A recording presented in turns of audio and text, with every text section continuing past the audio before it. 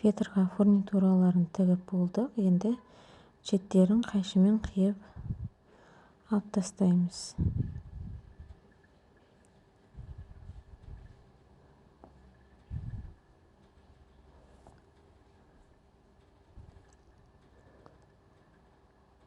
Мінекей осылай шеттерін қиып алып тастаймыз. Ортасын қазір кесетін боламыз.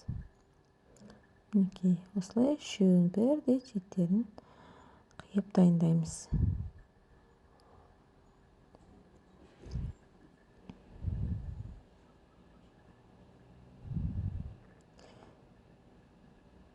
Енді алдынан белгілеп тас барларды алдыңғы бөлігіне қоямыз, қалған екеуін артқы бөлігіне қоямыз.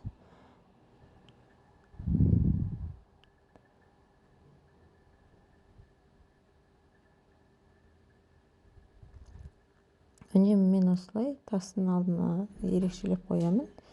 Енді ортаңғы бөліктерін, бос жерлерді кесіп алып тастаймыз. Ол үшін бізге мынандай құрал қажет болады. Выжигательдің пышақ тәрізді түрі. Оны қыздырып аламыз да фетрдің тігілмеген жерлерін кесіп алып тастаймыз.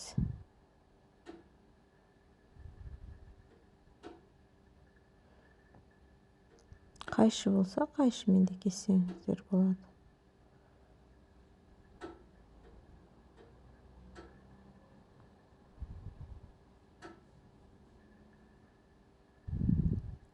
Арт жағынан қараған кезде тігілген жерлер және тігілмеген жерлері осылай кәдімгідей білініп тұрады. Тігілмеген жерлері ақ болып көрініп тұрады.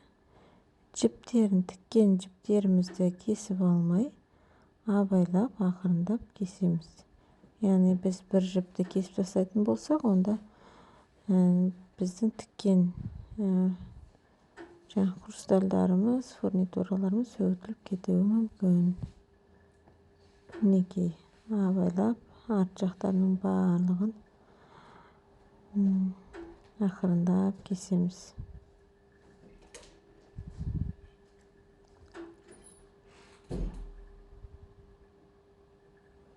Ыстық болғаннан кейін жемчугіміз немесе пайеткамызды ертіп жіберуі мүмкін.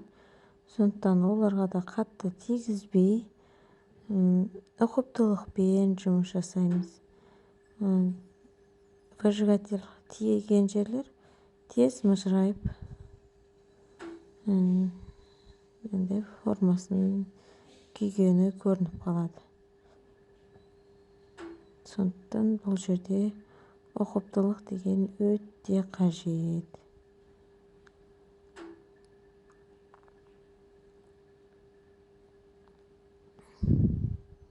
Енді қалған жерлерін осындай басы ойық қайшымен де қиып алып тастаймыз. Міндетті түрде инструментпен алудың қажеті жоқ. Егер инструменттеріңіз қазір болмаса, онда қайшының басы осындай ойық қайшыларды пайдалануыңызға болады.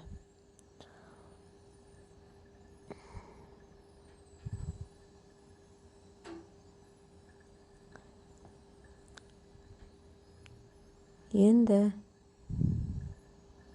мынандай шеттері көрініп тұрған фетрді ақырындап шашырап тұрған осындай выжигательдің басымен күйдіріп шашырап тұрған фетрларды жиырсақ болады. Ол да кішкене кейін сәукелемізді әдемі қылып көрсетіп тұрады.